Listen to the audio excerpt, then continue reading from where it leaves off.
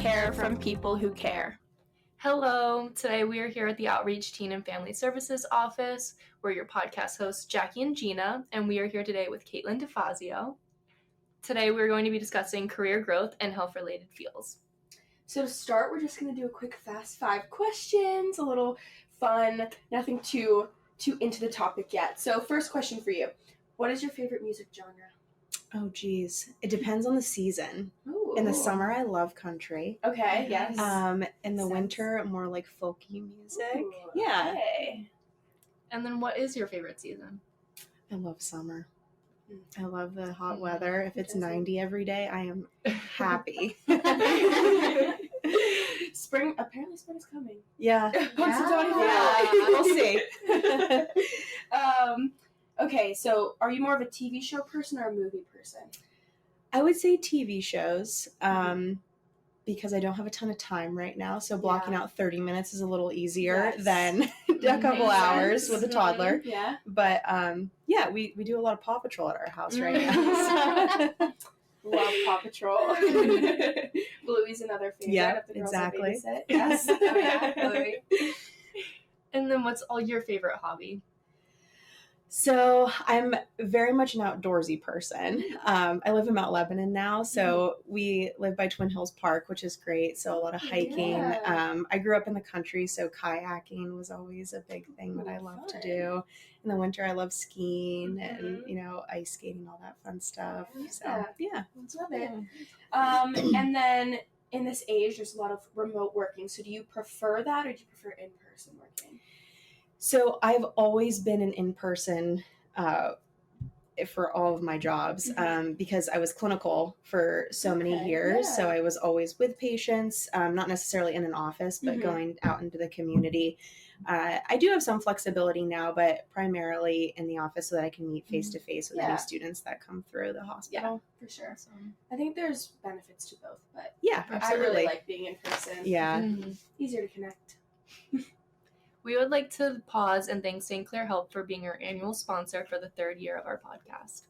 At St. Clair Health, we're always improving, building on our commitment to face the challenges of today, making an impact on the communities we serve, so we can be stronger together. St. Clair Health, expert care from people who care. Okay, so for the first half of our podcast, we're just going to be getting to know you a little bit, background information. So tell us a little bit about yourself and what you do for work. Sure. So my background, as I mentioned before, I went to the University of Pittsburgh for undergrad, and then for graduate school, go Panthers, I went to graduate school at Chatham for occupational therapy. Okay. So I graduated there in 2013. From there, I started working at a rehab hospital out in Harmarville, primarily working with individuals who had sustained spinal cord injuries. And I loved it there. It was such a great experience. And I was there for a few years. And then I decided to transition into community-based care. So I was seeing a lot of patients in their own home, making sure that they could age in place in their own environment, which I thought was really important. Sure. And most of my patients actually were from St. Clair Hospital. So I became very familiar with the healthcare system there and all the physicians. I was there for 6 years, did 1 year with a PACE program. So again, doing community-based care, but that was more in the Homestead and Wilkinsburg areas. And then when I had my daughter, I was on maternity leave, and this position opened at St. Clair for learner placement liaison, which was really exciting to me because I was always super passionate about education in healthcare. And I thought it was a great opportunity to kind of, phase out of the clinical portion of my career and, start in education, and helping that next generation of students that are interested in healthcare. So yeah. Love it. Awesome. So what steps helped you get to where you are today? Mainly, like when you started college, did you have the intention of going into the career path that you are in now? So I would say when I started college, I wasn't quite sure what I wanted to do. I always had a passion for science. So when I started at Pitt, I was enrolled in all the fun classes, right? Course, yes. Chem, bio, all those fun things. And then I decided to actually take a psych track at Pitt. I got interested in therapy. My dad had a brain aneurysm when I was in middle school. And I'm from 3 hours away, but we didn't have a lot of resources Yeah. up where we're from. So he actually completed his rehab in Pittsburgh. So I got to see what occupational therapy was, what physical therapy was, and he really benefited a lot from occupational therapy. So I thought, oh, this could be a career. So when I was at Pitt, actually my sophomore year, I started working at, it's now Encompass Health out in Harmarville. So I worked as a rehab tech there for a few years. And then they did a really nice job of kind of mentoring me along and helping me with like the application process for school. And I ended up being a student there in their outpatient hand clinic. And then right when I was about to graduate, someone had left the spinal cord unit and they're like, hey, do you want to interview for this role? So I was like, absolutely. Yeah. And when I was at Pitt too, I did, I volunteered at the Children's Institute, which was a great opportunity, but I kind of knew after doing that, I didn't want to work in pediatrics. And it was a wonderful experience. I mean, I can't say enough good things about their facility as well. So, you know, I always tell people when I see them, if you have the opportunity to volunteer anywhere, to just get that exposure, it's so important. Yeah, for sure. So kind of going off of that, what is your favorite part about your job now? And what is one thing you would like to do more of? So I love interacting with all the students that come in. It's so interesting everyone has a story in healthcare, right? Why they decided to, you know, go into nursing or therapy or whatever. I mean, you guys just heard my story. There's always some sort of background. So it's just so fun to interact with people and find out why they have a passion for it. And I find that so fascinating, and being able to help them and guide them to a career is so fulfilling, because a lot of people don't know where they're going to end up. You know, some people aren't from the Pittsburgh area. They decide to stay because they had a great clinical rotation somewhere. And, you know, when they're with us at the hospital, it's like a job interview day one, right? So some of them are with us for 3 months at a time, and, you know, you become part of our culture. So if you think it's a good fit, then we can kind of help and guide you through that process of becoming an employee and becoming part of the St. Clair team. Yeah.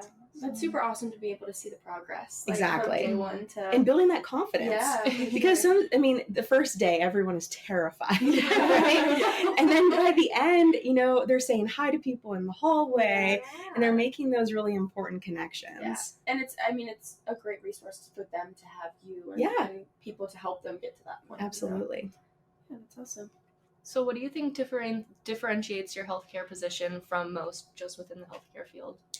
I think because I'm able to make those connections with students on a personal level, you know, at St. Clair, we try to make sure that everyone is working together as a team, that it's not siloed, right? So a lot of healthcare systems you go to, nursing is here, therapy is here, you know, the OR is completely its own little entity. You know, I have the opportunity to engage with all of those different departments and connect everyone and work together as a comprehensive team, instead of just, you know, this is your job role, this is your job role. We want to make sure that everyone is coming together to make the student experience a positive one. Yeah, that's awesome. So what do you think makes a good healthcare professional? I really think understanding where people are at in their lives, right? We're not going to change everything about everyone. And I think meeting people where they're at is probably the most important thing. Yeah. And having compassion for where those people are. You know, sometimes we're not going to always understand exactly why someone is, you know, living this way or, you know, but having compassion and understanding. And like I said, every time I would onboard a new employee at my other jobs, I would say, just meet them where they are. You're going into their environment and you want to make sure that they understand that you're supporting them in a way that helps them to live the life that they desire. It's their goals, not really the goals that you have set in your head for them. Yeah, for sure. I like that. And then what are some future career goals that you have for yourself? I want to continue to expand my role in the education space.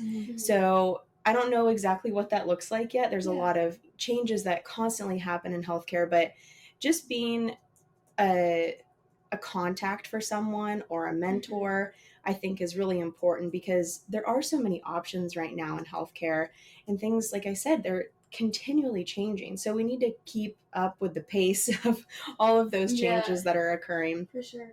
So, just being open to new experiences, I think is super important. My role at St. Clair has evolved ever since I started there. Yeah. So I think it will continue to change as time goes on. Yeah. Would you ever consider working at like a university for a program or?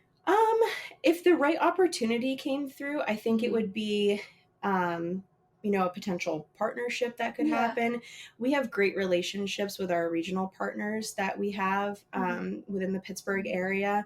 So, I went to both Pitt and Chatham. So, those contacts were pre-existing before. I have colleagues that have transitioned from clinical into the university setting. So I think it just depends, Yeah. I just think, like, I have friends that are in the pre-health programs at Pitt for like pre-OT and things like that, and they love the program. So I just know with like your love for education, and it is a cool program. Yeah. So it seems like Do you see yourself staying in Pittsburgh? Yes. Yeah. So my family is 3 hours away, but my husband's family is from Pittsburgh. So we have nice family support here, which is wonderful. Yeah, it's awesome. I would like to pause and thank St. Clair Health for their generosity in sponsoring the 3rd season of Teens Tap In. At St. Clair Health, we're always improving, building on our commitment to face the challenges of today, making an impact on the communities we serve so we can be stronger together. By creating reliable resources that recognize all of our neighbors, with access to the highest quality healthcare, advanced care close to home, and a shared humanity that delivers on our joint vision to create a healthier community for all. St. Clair Health, expert care from people who care. All right, so for our second half of the podcast, we're going to be talking about personal experiences with mental health. So going into the workforce after graduation can be very stressful for young adults with confusion and uncertainty. Have you experienced this, and are there any ways that you helped yourself get through it? Yeah, I mean, like I said before, I think, going in there, you think when you graduate high school, you have to have it all figured out, right? Yeah, it's so scary. It is really scary, and there's a lot of pressure to figure out what major you want to do and to decide what you want to do for the rest of your life. I think just keeping yourself open to experiences is the biggest thing. Take those chances to volunteer places. Figure out, talk to different people. If there are people that you can reach out to, whether it's on LinkedIn or, just make those connections with people so that you have opportunities that can expose you to experiences that you might not have just, for example, if you're a Pitt student, you're just staying in Oakland, branch out a little bit. I mean, there are so many opportunities in Pittsburgh that people aren't taking advantage of. So if you can, find someone that can kind of mentor you and take advantage of those entry-level positions. If you're interested in healthcare, there are so many options out there. You can be a patient transporter at St. Clair and, get people around the hospital. And that exposes you to almost every aspect of our health system, which is amazing. And you can watch people doing their jobs and say, hey, that might be something I could be interested in later on. For sure. I think, it's been really cool. I have been all over the place with what I wanted to do with my life. And I knew I wanted to be in healthcare in some sense. I was pre-med, then I was pre-PA, then I was just all over the place. But I recently, as I've talked about on prior podcasts, I'm going to be getting my master's in mental health counseling. Oh, wonderful. And it's been so awesome, even just volunteering here at Outreach and working with Outreach. Like this experience has really solidified that for me. And I think you were talking about with the experiences and being open to things. Originally, my mom was always like, I feel like you would make a great therapist. You should really look into that. And I'm like, I don't know. It's just not for me. I don't think so. I would always dismiss it so quickly. And I feel like it's so easy to, especially at the beginning of college when you're trying to think of the most impressive thing, the most, the thing that fits so great. And then after a while and after really finally sitting into it and taking this opportunity, it's been so cool to finally feel really at peace with that decision. So like just when you were talking about the experiences, I really think that is super important, Mhm. and just putting yourself out there and really trying things, because even things that you might have been like, no, I don't think it's for me, Yeah. might actually end up being a really great fit. Mm-hmm. I agree completely. I had a very similar experience. I actually Okay. transferred from a different school. Okay. So my experiences there versus here have been completely off-centered. So coming here, seeing all the opportunities not being from here has Mhm. definitely like made me feel very acclimated and Mhm. understanding, you know, where I want to go alongside the healthcare field as well.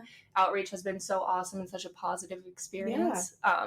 So yeah, it's just a really cool journey for sure. Yeah. And just meeting like the right people can help absolutely. And Yeah. even the resources that you guys have in your generation, you know, far outpace what Yeah. was available when I was in school. I mean, Yeah. you guys have so much more ability to connect with people in different fields. For sure. And I think that's really exciting for everyone that's in college right now, and even in high school as they prepare to go on to that, you know, next part of their education journey. Yeah, for Mhm. sure. That's Yeah. awesome. So kind of for you, and then also when you're working with someone who experience this, like how do you personally decrease like stress during like, a busy work week? How do you recommend others do that?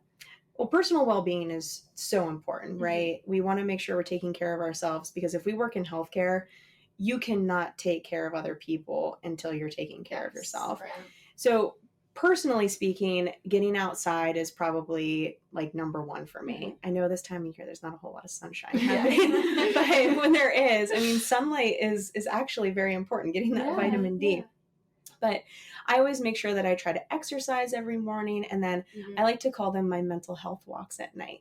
So after my daughter goes to bed, taking it could be as short as a half a mile, but just getting outside, prioritizing spending time with my family as well. Yeah. You know, sometimes it's just, you know, my parents don't live here. Maybe I just want to call my mom and talk to her for 10 minutes. Yeah. But finding, you know, some way to have outside support so you're not depending on yourself all the time is really important. For sure. Yeah.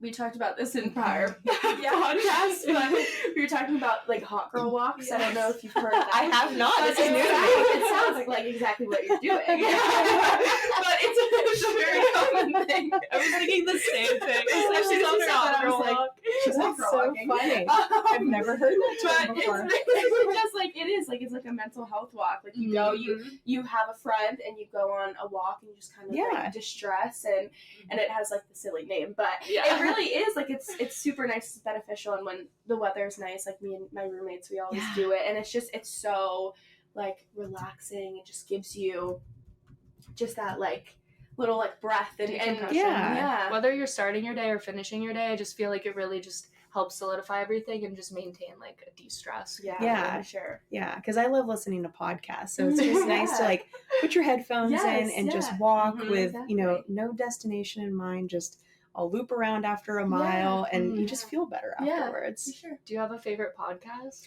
Oh, I love Armchair Expert. Wait, what's that about? They have like a million podcasts now, but like on Mondays they have one where they interview like a famous person, like an actress or something, and then there's like a couple in the middle of the week, and then Thursdays they do an expert, so it could be like a paleontologist that comes on or something. So it's a long form podcast. Which when I did home care for so long, I was driving all day. So it was really nice. Audiobooks were a little hard to like, you know, keep up with like driving 15 minutes and stopping. But the podcast kept me entertained all day in the car. So I really kind of got into them when I was doing that. Yeah, that's awesome. Definitely on long car rides too. Yes. For sure. They make the time fly completely. Yep. Going back to work and everything, burnout is very common within a lot of jobs. What's the most essential thing you think that you should use to maintain a healthy mindset? I think creating boundaries. So having boundaries, you know, okay, I'm not going to work after 6 p.m. or, you know, I'm not going to look at my phone until I get into work if you have emails on your phone. I think that's really important.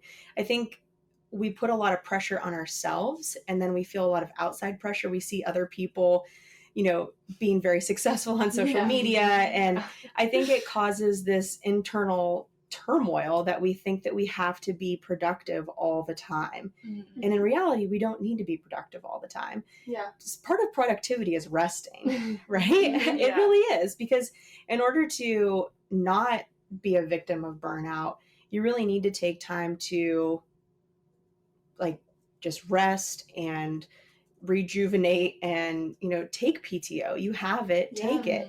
You know, we like to save up our PTO, right? We're squirreling it away for what? You know, take those vacations, take time to be with those people that love and support you, and don't put so much pressure on yourself. Yeah, for sure. I definitely think social media can play a big factor into that. Yes. Especially like our generation too. We see it For sure. everywhere. Yeah. And so being productive can just also be very harmful too, because I know that I get like this in college where I feel like I always need to be doing something 24/7. Yes. And then you burn out, and then it's like, oh my gosh, how do you get yourself back up? So I just feel like it can be a constant cycle all of the time. Yeah, I For agree 100%. Yeah, I've had like a more relaxed semester right now, and it's so crazy.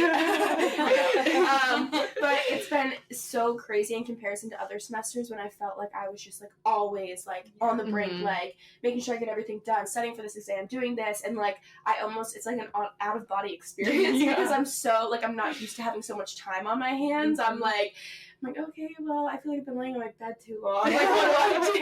Like, I need to fill my time, but it's also so great because I know, like, I'm going to be doing grad school, I'm going to be working, I'm going to have plenty of busy days, ahead of me, and so, like, I'm really just soaking it in, but, like, when you were talking about, you know, kind of, like, shutting off your phone, you know, like, these are my hours, I work these hours, that's what I do. It, like, made me think of a couple of my friends are first-year teachers right now, and they're, like, really struggling with, like, balancing, like, planning, like, lessons and doing everything outside, and they, like, just have so much to do, and, like, they're finally, like, okay, like, I'm gonna set, like, I do, during my planning period, I'm going to, like, plan, and, like, I'm not gonna do anything, like, after school, and I think especially with careers like that where, I mean, it's a lot in a day. Like, and so I just feel like it is so important. The wake up's like 5 a.m. It's crazy. I know. And it's so important. Like, my one friend, she used to commute. She is living here in Pittsburgh, but her elementary school is in the border of West Virginia. So she, like, drives an hour every morning. So her commute's long on top of that. And then to, like, come home and have to be planning everything.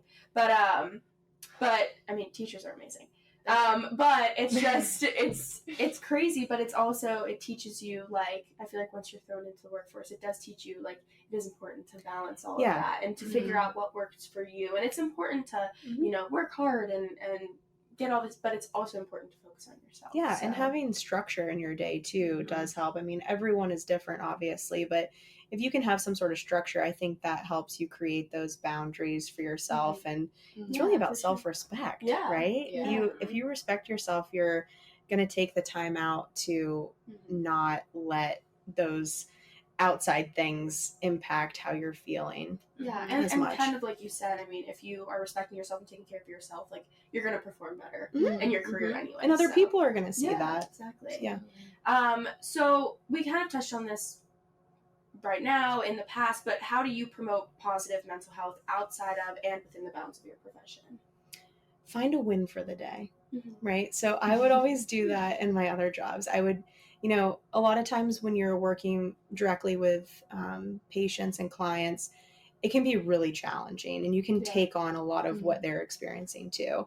And I would always say, if I can have one win of the day that is going to far outweigh anything negative that happened. And I do the same in my current role. You know, if a student comes up to me and they're like, you'll never believe what I saw today, and I made this impact on this patient, and I'm like, that is awesome. I'm taking that as my own win too, because you are here at St. Clair and you're having that wonderful positive experience, and that's amazing. That's all we want, right? We all want to feel that we're making a difference, and especially in healthcare, because like I said, it's hard out there. I mean, since the pandemic, so many things have shifted. So if you can have that one win of the day, I think that's amazing. Yeah, I love that. That's like, I've always kind of used that when I when I'm having a day and I'm like, oh my gosh, I feel like I'm doing everything wrong, I'll like look at myself and I'm like, okay, I have to pick out one thing like that I really like even if it's something like ridiculous, like, you know what, like my eyelashes look really long today. Exactly. Like, it's like, you just have to, like, it's like, and it completely changes my like the shifts in my thought. So yeah, so I mean, I think that's perfect. Yeah, when it's like the highs and lows of the day. Exactly. Yep. I used to work at a hospital, and so when I was dealing with patients, I was like a patient care associate. Whenever I would like come in and like say hi to them, some of them would be having a bad day, but then the other ones would also be so excited. And I think just like making those small little connections, because my job wasn't super big, but just kind of just being friendly with them because, you know, they're there all the time was my win every time I left. Yeah. Also making sure that they get their vitals and yeah, but creating that rapport was probably super important to them because they had people in and out of their room all day, right? Yeah. So if you could take an extra 3 minutes to be with them and just ask them how they were doing and connect with them on a personal level, that makes such a huge difference. I know, it was so crazy to see their faces. They were so happy. Oh, that's wonderful. But do you have any advice that you would like to give fellow friends out there within the healthcare profession or just altogether with mental health? You know, I think everything we talked about is just so true right now. Like I said, since the pandemic, so many things have changed. You know, healthcare systems look different than they did 5 years ago. So if you can really take time to create boundaries, create support, both within your profession and outside of it, that way you have someone to connect with if you are struggling. There are so many resources out there now that you can do even virtually, right? Yeah. You can make it, like I know St. Clair partners with Headspace. So they have resources available that if you are struggling, it's there for you. You can talk to a mental health professional, but, making sure that you have someone you can talk to is super important. We all want to have that one connection. If you have one connection, then it can spread from there. But just having someone that understands where you're coming from is really important. Yeah. Do you have any advice just for going into healthcare in general? Yeah, just like I said, take those opportunities. Seek out different opportunities that exist, within the Pittsburgh community. There are so many opportunities for volunteering, entry-level positions. If you're really interested in healthcare, don't take a job that's not going to look, great on your resume, that doesn't apply. Right. Be that patient transporter or that, that patient care tech. It really helps to build your skills as far as connecting with patients. Yeah. A lot of students are dealing with, well, I was remote in school for a year during the pandemic. Yeah. And that really does have a lasting impact. So if you can get a job where you're interacting with people that truly need help, I think that just helps to build your confidence moving forward too. Looks great on your resume. So if you do want to apply, to a healthcare profession, maybe it's a graduate program, that really definitely helps, and it looks great for that application. Yeah. I think that's awesome.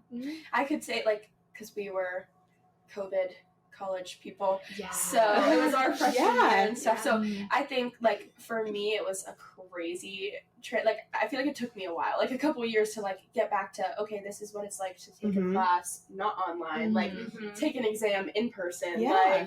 It was definitely a shift, but I think honestly, as much as it wasn't ideal, it does set you up. I mean, there's so much online work now with careers, and we're more comfortable with things like Zoom and joining in meetings online and everything. So I feel like it's a blessing and a curse, but at the same time, that transition out of the online world, like you said, it's so important to just get yourself back out there and start talking again, because I feel like it was so easy to kind of form this social anxiety, after being so secluded for so long, that I think it definitely affects everyone to some extent still. And so putting yourself out there is super important. Yeah, I agree 100%. I mean, just like you said, just putting yourself out there, be brave, do it. Yeah. Just, what's the worst thing that can happen, exactly. Right? Yeah, so just give it a shot. I mean, just be confident, And the more you do it, the more comfortable you're going to be as well. For sure. You know, it's not going to be perfect day one, but if you have that experience interfacing with people and creating that rapport like we talked about, I mean, Right. that really does, you know, help you in the long run if you are interested in healthcare. You can connect with people that are maybe 85 years old and you can have a conversation with them, or you can talk to someone that's maybe 3 years older than you and have a conversation. Right. And like I said, meeting them where they're at, and it just creates a level of comfort if you have that repetition of being on a personal level with someone. For sure. Absolutely. Lastly, this podcast would not be possible without the support of St. Clair Health. Please listen to the following ad.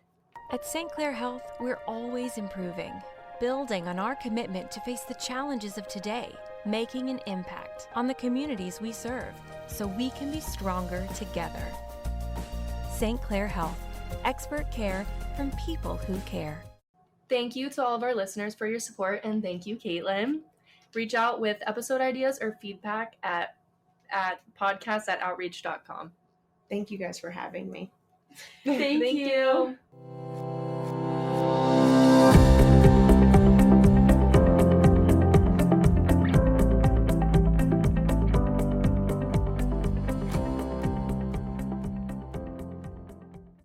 The views and opinions expressed in the Teens Tap In podcast represent the opinions of the hosts and their guests. The views and opinions expressed by Outreach Teen and Family Services employees, donors, and volunteers are their own and do not necessarily reflect the view of Outreach Teen and Family Services or the show's sponsors. The content here should not be taken as counseling advice. The content here is for informational purposes only, and because each person is unique, please consult your mental health provider or physician for any mental health counseling or other medical questions. The podcast should not be used in any legal capacity whatsoever, including, but not limited to, establishing a standard of care in a legal sense, or as a basis for expert witness testimony. No guarantee is given regarding the accuracy of any statements or opinions made on the podcast. If you find any error in any of the content of the podcast, please contact us at podcasts@outreachteen.org. Outreach Teen and Family Services, its sponsors, donors, and partners expressly disclaim any and all liability or responsibility for any direct, indirect, incidental, special, consequential, or other damages whatsoever arising out of any individual's use of, reference to, reliance on, or inability to use this podcast or the information presented in this podcast. Please go to www.outreachteen.org to see the complete notice and disclaimer for the podcast episodes.